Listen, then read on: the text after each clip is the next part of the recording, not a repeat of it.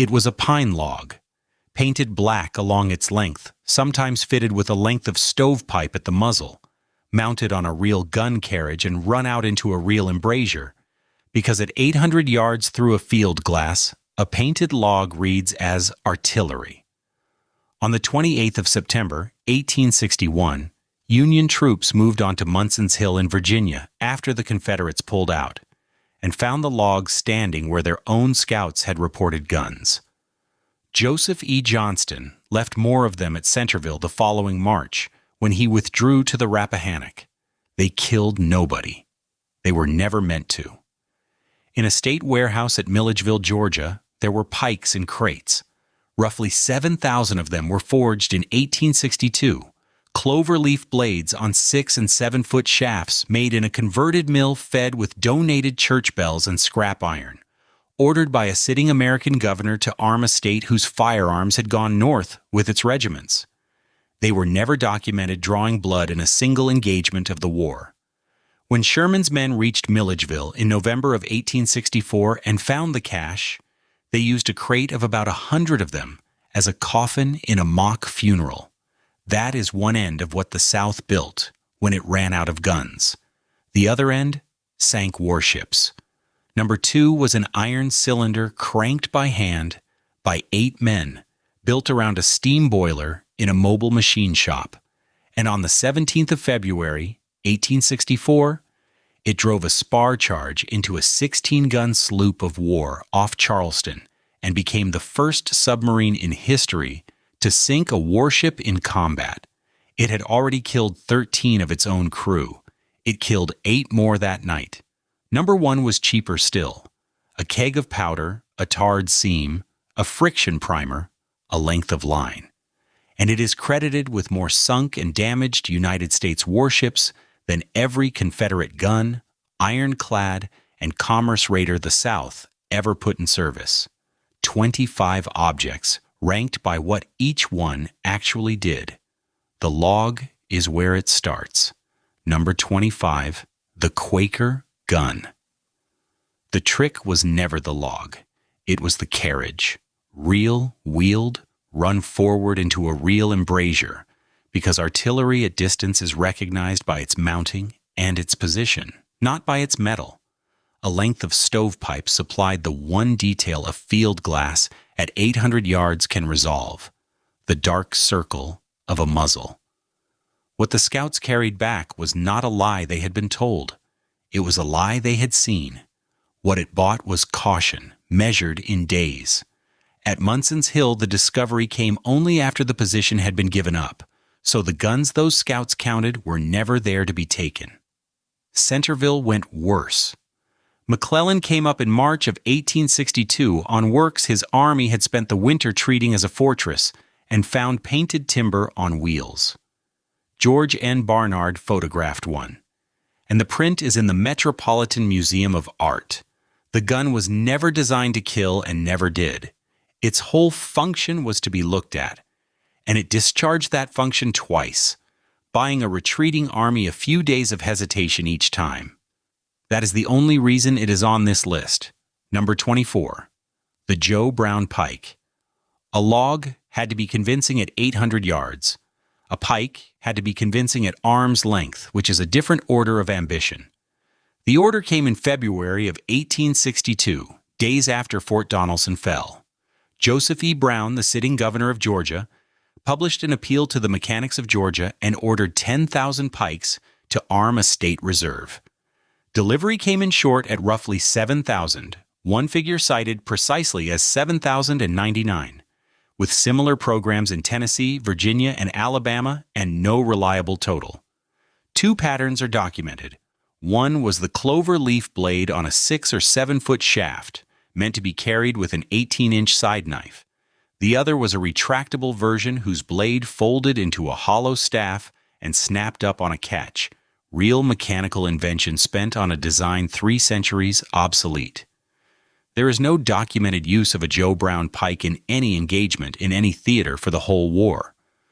A Georgia curator's summary is the honest one. It served no practical military purpose. The crate Sherman's men used as a coffin is not the punchline of the story. It is the combat record.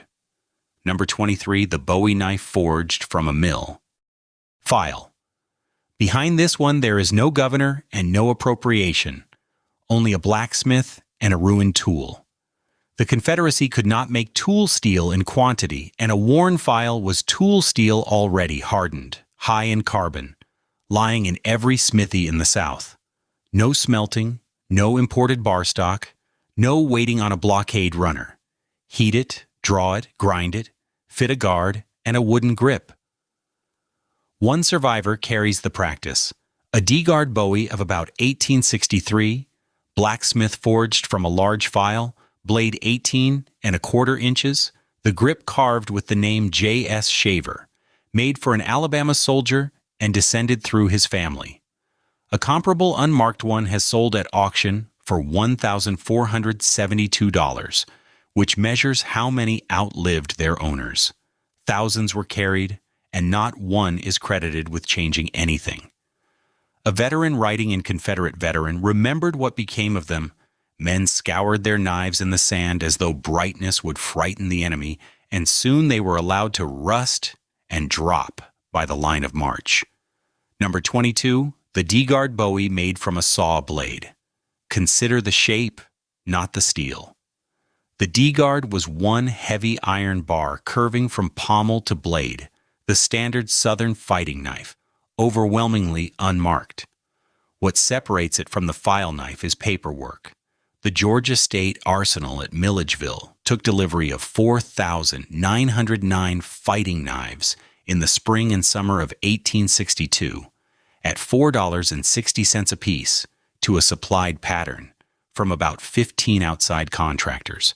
The largest was R.J. Hughes of Monroe, Georgia, a wagon maker, at 1,469. The saw blade belongs in another category. No named cataloged Confederate D-guard forged from a mill saw has ever been found, and the claim traces upstream to an unsighted line rather than a source. What is documented on surviving knives is file stock, rasp stock, and one blade attributed to a wagon spring. The phrase has an older home. Books published across the South in 1846 and again in 1860 describe Francis Marion's Revolutionary War Brigade as made of mill saws. The Confederate version is most likely that legend, inherited. A weapon made by the thousand. On a state contract with a battlefield record of nothing, it outranks the file knife for one reason. Somebody in Milledgeville signed for it. Number 21, the cavalry saber forged from wagon and carriage springs. The sword shops were larger. Louis Froelich at Kenansville, North Carolina, delivered more than 26,000 edged weapons by March of 1864, 11,700 of them cavalry sabers. Sharp and Hamilton's Nashville Plow Works delivered 800 more before Nashville fell. The springs are another matter. Forging blades from wagon and carriage steel is attested in accounts, but no Confederate saber documented as made that way survives in any catalog or period source, and the one traceable spring steel blade is a Bowie, not a saber. A practice, then, and not an artifact. One more thing about the naming. Dog River is not a town and not a firm. It is the label William Albaugh invented for Southern swords, whose maker cannot be identified. On quality, the record is thick, and it is damning. Governor Henry T. Clark of North Carolina wrote to Judah Benjamin on the 11th of March, 1862, that 3/4 of the swords proved worthless. The medical and surgical history of the War of the Rebellion counted 246,712 treated wounds from weapons of war. 522 were saber wounds. A large proportion of even those came from private quarrels and from sentries doing their duty. Number 20, cartridge paper. The story usually told here is wallpaper, cartridges rolled from parlor paper and newsprint. No period source shows it, and John W. Mallett, who ran the Confederate Ordnance Laboratories and was candid about every other makeshift, never mentions paper. The evidence runs the other way. Cartridge paper was a specified ordnance material. The Confederate Ordnance Manual of 1863 required it homogeneous and without any trace of stalks, well-sized even, pliable, and a strip 4 inches wide had to hold 40 pounds. It had to survive a cartridge box and then tear cleanly in a man's teeth. The seceding states had about 20 mills capable of making it. The Ordnance Bureau drank them dry. The Southern Recorder of Milledgeville, the 15th of September, 1863, the Marietta Paper Mill, the largest in the state, had suspended for want of hands, making cartridge paper for the government, and the newspapers would be dried up generally in the state. So the improvisation was never the material. It was the labor.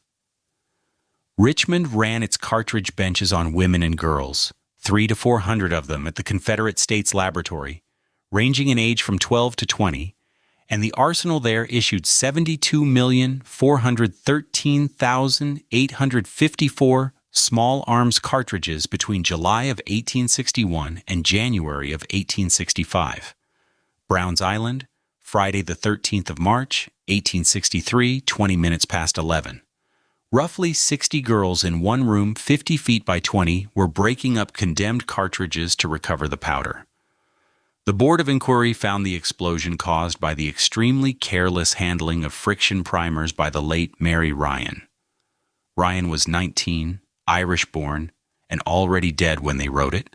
64 or so were killed and wounded, 45 to 50 of them dying over the following 11 days. The youngest, a 10-year-old named Eliza Willis. Paper is the least weapon-like object on this list. Nothing above number 19 fires without it. Number 19, bullets cast from window sash weights, lead pipe, and church organ pipes. The ball came from the same place the paper did, out of the South's own houses. The Bureau's industrial lead came from the mines at Wytheville, Virginia, and it was never enough, so the appeals went out, and the country was stripped. Lead from the window frame where cast sash weights hung inside every sash window in the South. Lead from the roof, lead from the water main and the plumbing run. Organ pipes are the vivid detail in every retelling, and the metallurgy cooperates. Organ metal is a lead-tin alloy, close to plumber's solder. But no Confederate ordnance document confirming their requisition has been located, and the claim is repeated far more often than it is sourced. One neighboring confusion is worth killing. Church bells went into cannon, not bullets. Bell metal is a copper tin bronze with its own place higher up. This is the first item that genuinely mattered, and it looks like nothing. There was no invention in it. Lead went into a pot and came out of a hand mold as always. The improvisation was the supply chain, down to soldiers picking spent bullets off battlefields and shipping them rearward for remelting. Confederate infantry fired for 4 years on metal taken out of somebody's window frame. Nobody thought to call it an improvisation. Number 18, percussion caps, made by hand. A percussion cap is a copper cylinder the size of a grain of rice, holding a shock-sensitive priming charge, and without one a musket is a club with a strap. Ball, charge, and paper stay inert until it fires. The South's principal copper came from the Ducktown Basin of southeastern Tennessee, exposed to Union raiding. When Ducktown faltered, ordnance officers took copper wherever it stood. Sugar-boiling kettles were torn up and re-rolled thinner for capstock. Roofing sheet came off buildings. Worn-out copper stills were seized out of the countryside. And the work went on as cottage labor under the cap machinery at Richmond and Augusta. No Ordnance Bureau report on those shops has ever surfaced. The second shortage was the dangerous one. Fulminate of mercury requires mercury and nitric acid, both constrained by the blockade, so between 2 and 3 million Confederate caps went out charged with potassium chlorate and sulfur instead. Mallet, who authorized it, wrote that they did fairly well if kept dry but soon became untrustworthy in damp air, and that extra caps had to be issued with every packet of cartridges. It cuts both ways. It kept hundreds of thousands of weapons capable of firing, which is enormous, and built a new way for them to fail. Every misfire in the reign from 1863 onward belongs to its record. Number 17, gunpowder from cave niter and the niter beds. Powder is the last of the four and by far the largest.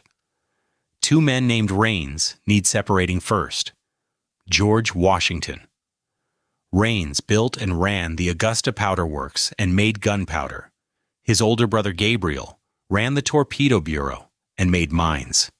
And he returns much higher up. The Niter and Mining Bureau went after saltpeter in 3 places, none of them a factory. Cave sediment was the most productive, with an estimated 25 caves worked in Virginia alone, among them Buchanan Saltpeter Cave. The dirt under old barns and stables was dug out and leached. Artificial beds were built to accumulate nitrogenous waste on purpose and produce the most quotable notice in Confederate history. On the 1st of October, 1863, Bureau Agent Jonathan Harrelson advertised in the Selma Sentinel asking the ladies of Selma to preserve the contents of their chamber pots. All of it fed one site between the canal and the Savannah River. Rains brought the Augusta Works into production in 1862 and kept it running until the 18th of April, 1865, days after Lee had surrendered. Its output is cited between roughly 2.75 million and 3.2 million pounds, the sources disagreeing. None of it was a battlefield weapon, and it outranks every battlefield weapon below it, because it is the reason any of them fired. The Confederacy never lost a battle for want of powder. The chimney at Augusta is still standing. Number 16, the Parts gun. Powder the South could make out of its own caves and cellars. A whole musket it could not. No facility in the Confederacy took an arm from raw iron to finished weapon, and no armory held forging, boring, rifling, lock-making, and stocking under one roof, so the shops built composites and called it standard practice. Southern components where the South could make them. Foreign components where the blockade let them through. Federal components everywhere else. The foundation was theft on an industrial scale. Virginia forces seized the United States Armory at Harper's Ferry in April of 1861, and the machinery went to Richmond and Fayetteville, where more than 64,000 Confederate pattern rifle muskets were built on it. The largest single source of Southern small arms capacity there was.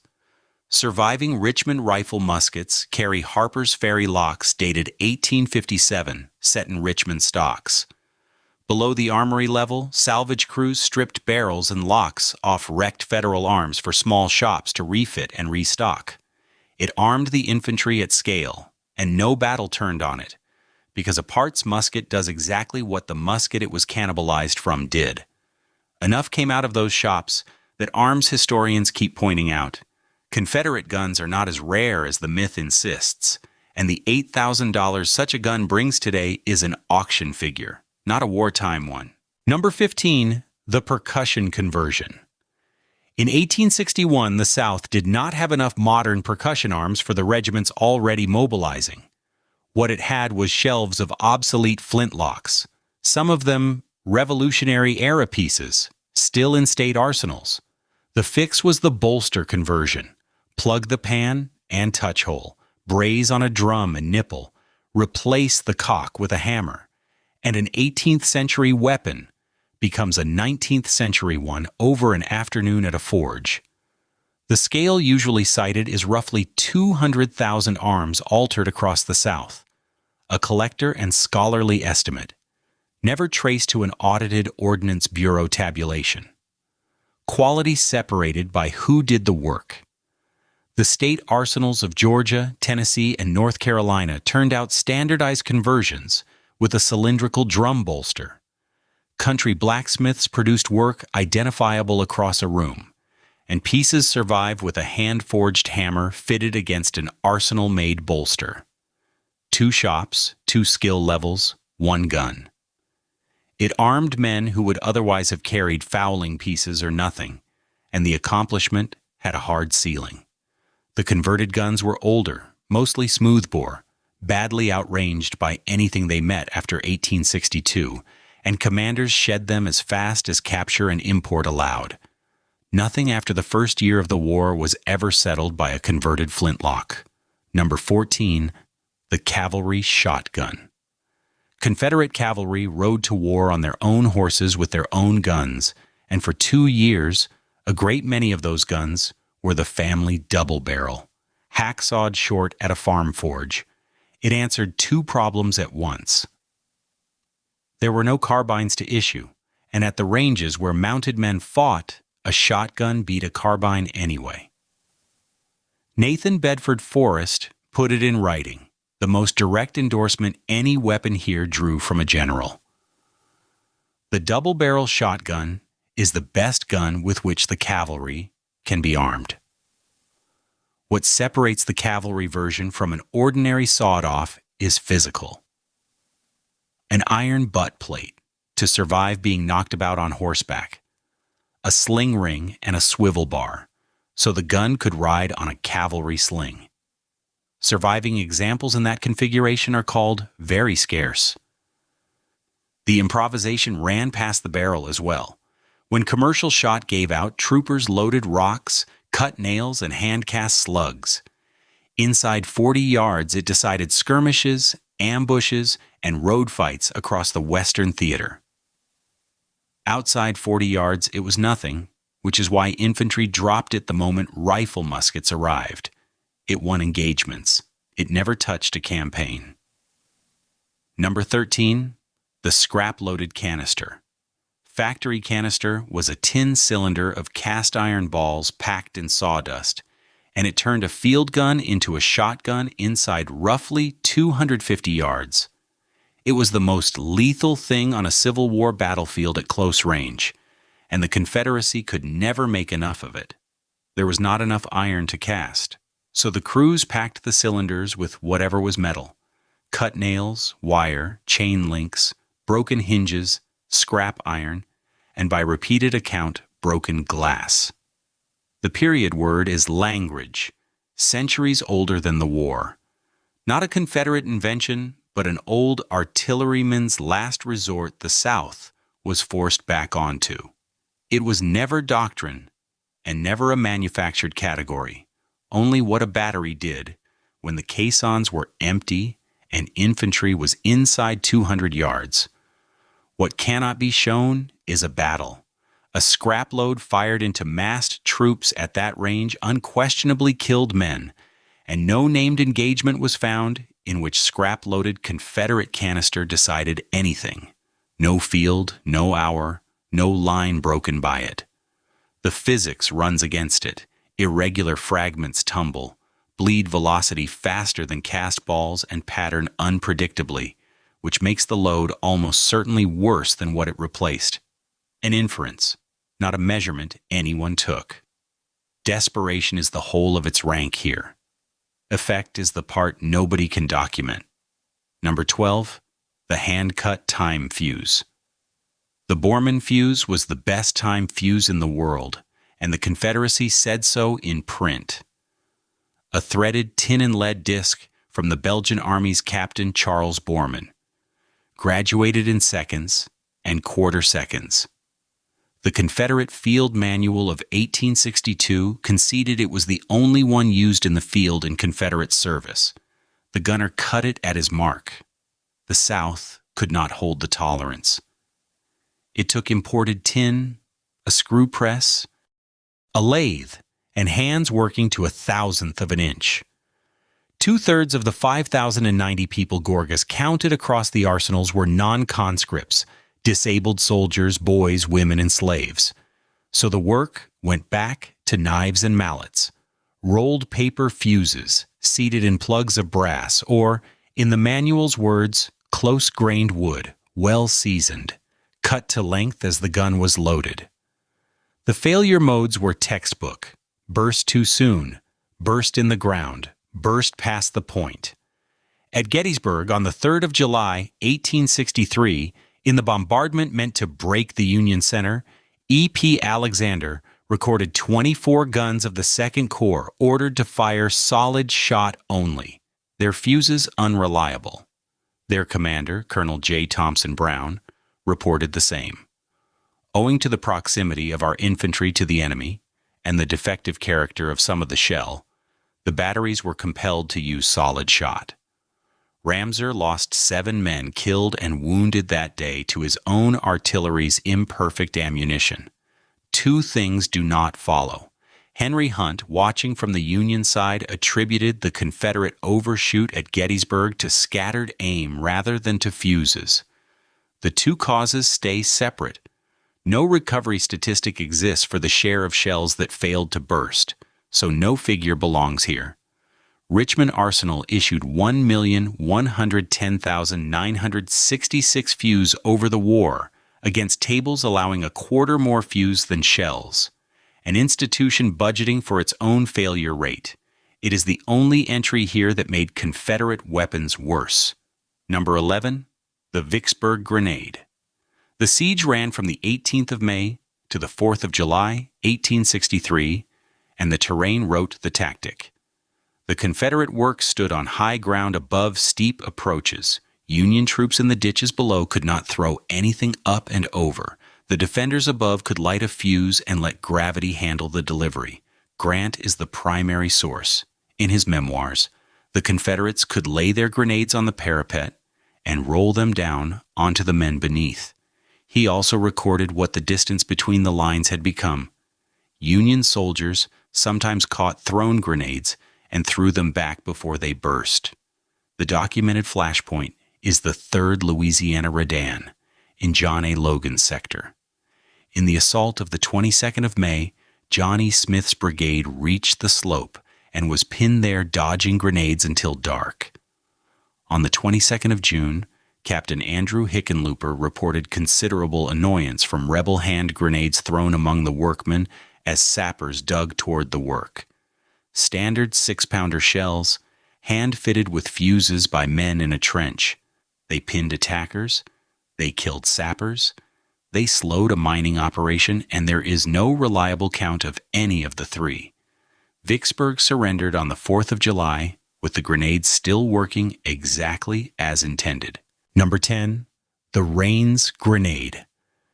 Gabriel J. Rains, who would run the Confederate Torpedo Bureau, had been rigging artillery shells as booby traps against Seminole fighters in Florida in 1840, 20 years before the war. Museum and collector listings credit the grenade to his younger brother George Washington Rains, the powder man at Augusta. That is a recurring error. Their commands never overlapped. The device was a thin iron shell the size of a goose egg, filled with black powder, with a sensitive paper percussion fuse at the nose. A chemical system, not a burning train, and a 2-foot cloth streamer at the tail, so it flew tail first and landed nose first. Confederate facilities, including the Augusta Arsenal, are credited with roughly 8,550 of them in 1864 and 1865, though the figure is unconfirmed. The significance is what happens when the tail comes off. Without the streamer, the same shell body goes into a road as a victim-triggered mine, which is what Rains did at Yorktown and Seven Pines in the spring of 1862. 1 object, 2 weapons. It killed men in the trenches at Vicksburg and Petersburg. It broke no siege, took no position, and sank nothing. What lifts it above the improvised grenades below is that it was designed, manufactured, and reproducible. And the fuse, not the body, is what mattered. Number 9, the banded gun. The failure was in the metal itself. Cast iron is strong in compression and treacherous in tension, and a rifled gun firing heavy charges holds the breech under tension until it opens. The Confederacy could not cast the built-up wrought iron guns the Union answered with. Its crews were being killed by their own guns. Lieutenant John Mercer Brooke of the Confederate Navy, who had helped turn the burned Merrimac into the CSS Virginia, supplied the answer.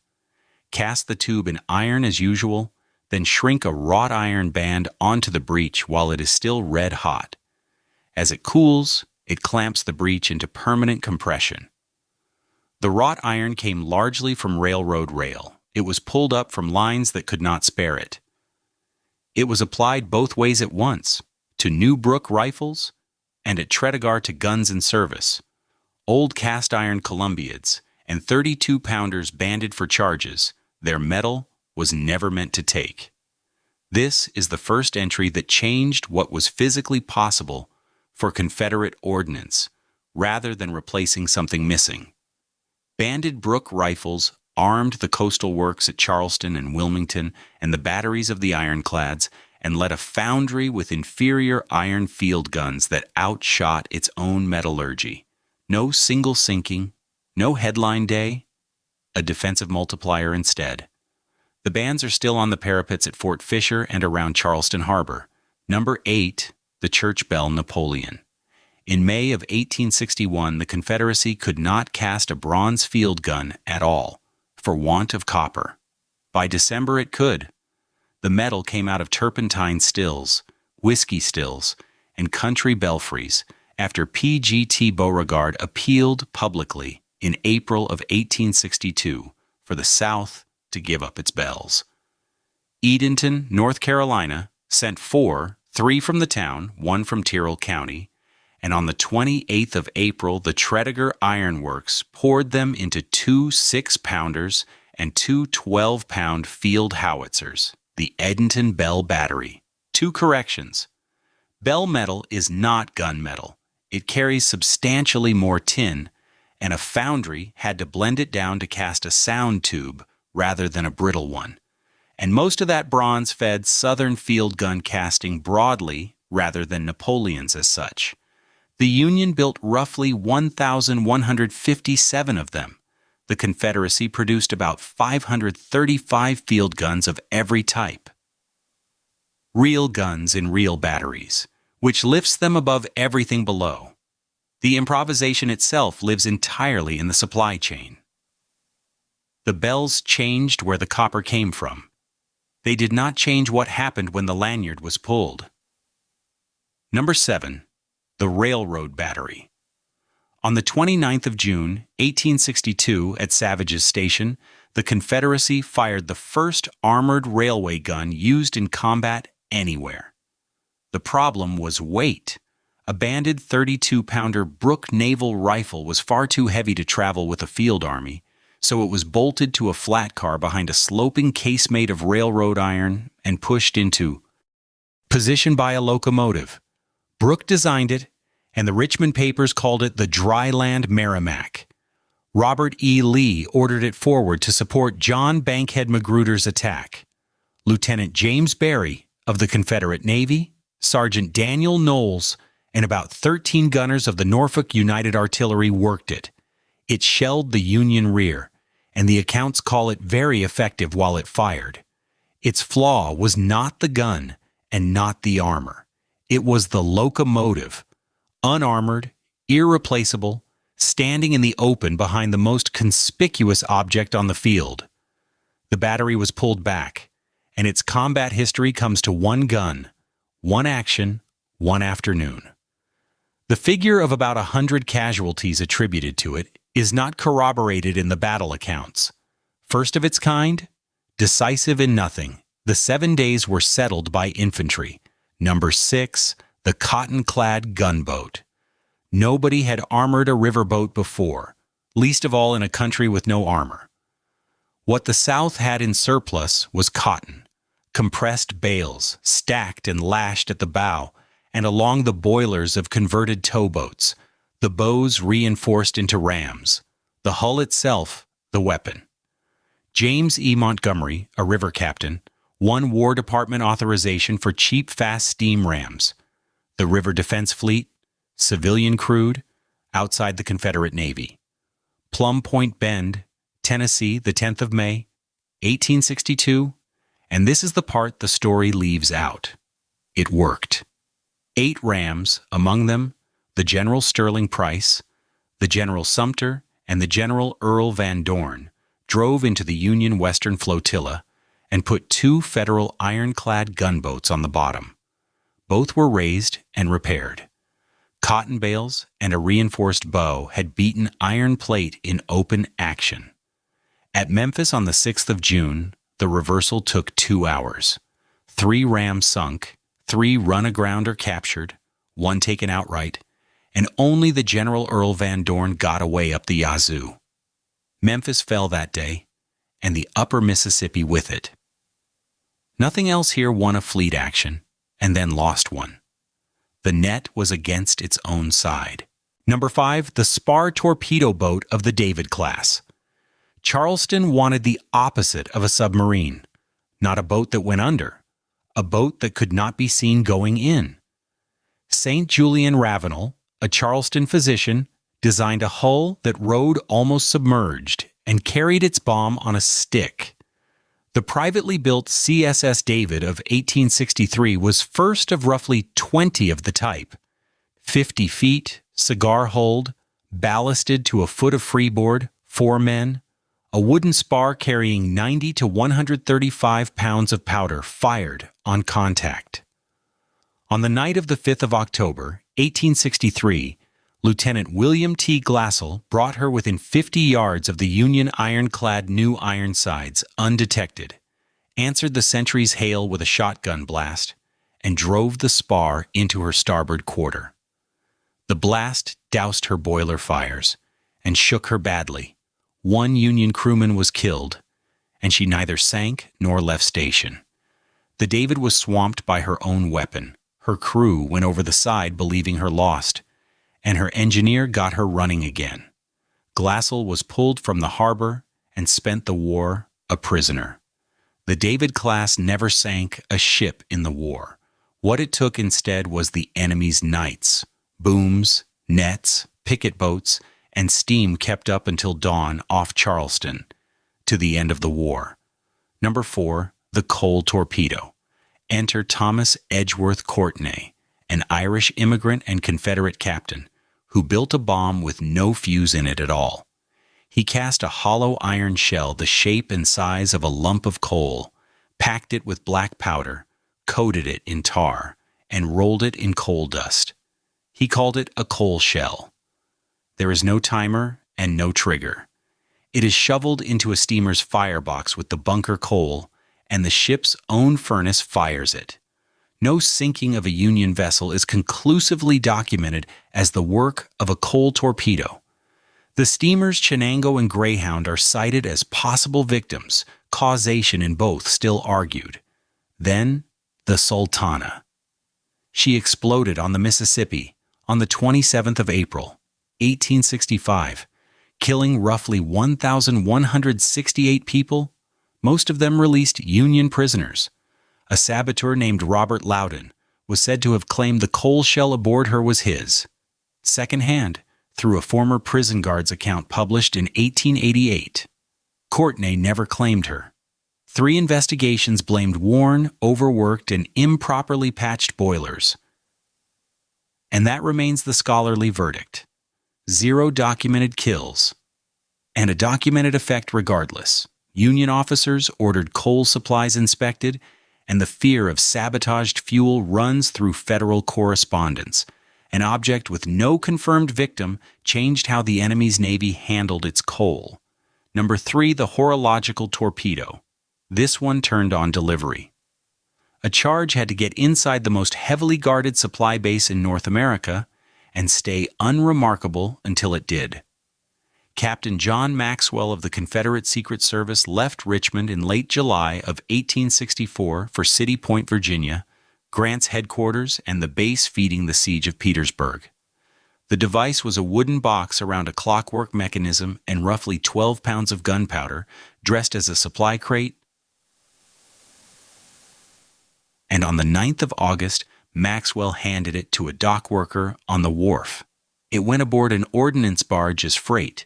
12 pounds of powder among loaded barges set off a chain detonation documented as consuming roughly 30,000 artillery shells and 75,000 small arms cartridges.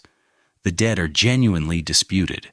43 killed instantly is the most common figure, 58 killed and 126 wounded is often repeated, and some accounts run to 200 or 300 once late deaths, and the dock laborers, many of them black workers, are counted. Grant's headquarters stood beside it. He wrote that every part of the yard he used was filled with splinters and shells. The highest ratio of destruction to cost on the list. One man with 12 pounds of powder destroyed more Union materiel in an afternoon than any Confederate battery destroyed in a year. The siege of Petersburg was not shortened by a day. Number 2, the H.L. Hunley, mobile, and a thing no navy on earth had yet done. Send men underwater against a ship and bring them back alive. Horace Lawson Hunley, a New Orleans lawyer, financed 3 boats with the engineer James McClintock. The first 2 were lost. 1 scuttled at New Orleans and 1 in Mobile Bay. The third was built in the spring of 1863 at the machine shop of Park and Lyons under Lieutenants William A. Alexander and George E. Dixon. The shorthand needs correcting. She was not a boiler with a propeller. Her main cylindrical section was built from and around an existing iron steam boiler, with tapered iron bow and stern sections riveted on. 40 feet, 8 men on a hand-cranked shaft.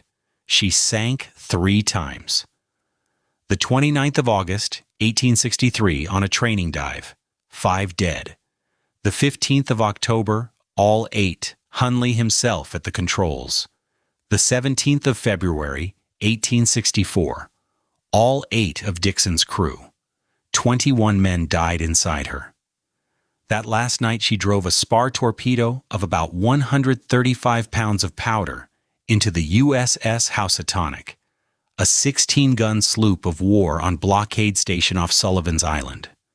The Housatonic went down in roughly 5 minutes and 5 of her crew were killed. The Hunley was raised on the 8th of August, 2000, her last crew still inside her. The first submarine in history to sink an enemy warship. She killed 4 of her own men for every enemy sailor she killed. And she did it once. Number 1, the Rains and Singer torpedoes. The problem the Confederacy actually solved was not how to build a better warship. It was how to make a warship irrelevant. Gabriel J. Rains, not his brother George, who ran the powder works at Augusta, had been burying rigged artillery shells against Seminole fighters in Florida since the early 1840s, and by 1862 he headed the Confederate Torpedo Bureau. At Yorktown, on the 4th of May, 1862, advancing Federals set off his buried shells in the roads, the first recorded combat use of landmines in American warfare. Edgar Collins Singer, a Texas inventor, organized the Singer Secret Service Corps in March of 1863. A cylinder of about 60 pounds of powder with a spring-loaded rod that fired percussion caps on contact set by hand from a rowboat. The materials are the whole argument: old shells, kegs, tin and iron canisters, 30 to 100 pounds of powder, a friction primer or a rod. A mine cost a fraction of a field gun and needed no crew. At Mobile Bay on the 5th of August, 1864, a Singer-type contact mine opened the bottom of the Monitor Tecumseh, which went down in seconds with most of her crew, about 93 men. Confederate torpedoes are credited with sinking or damaging roughly 30 or more Union vessels, the scholarly range running from about 27 to 35 sunk. Rains put it at 58 in his own post-war memoir, and historians treat that as a self-reported upper bound rather than a count. Set that against the roughly 9 Federal vessels sunk by Confederate gunfire of every description, every fort, every ironclad, every commerce raider the South ever put in service. The cheapest thing the Confederacy built is the only thing it built that beat the United States Navy. So the object at the top of the list is a wooden keg, coated in tar, filled with powder, fitted with a friction primer and a length of line, sunk in a river channel at night by 2 men in a rowboat. It cost a few dollars. It is the least impressive artifact of the 25, and it sits above them all. The improvisations the Confederacy was proudest of imitated the industrial army it could not become. The pikes, the scrap-forged sabers, the composite muskets, the bronze poured out of congregations' bells. They were made in quantity, written up in the newspapers, and accomplished close to nothing, because a copy made from scrap is still a copy competing against a factory. The things that worked stopped competing. Weapons whose cheapness was the point, that could be lost by the 100 without anyone counting, that made a 1,200-ton sloop of war and a keg of powder into a fair fight. The pike survives. There are Joe Brown pikes in glass cases in Georgia today, complete, polished, labeled, the blades unmarked, never used for anything at all. What opened the Tecumseh went to the bottom of Mobile Bay with her and left nothing behind. No fragment, no plate, nothing to photograph. The men who built those kegs were still building them in April of 1865, out of barrel staves and tar, in a country that had run out of everything else,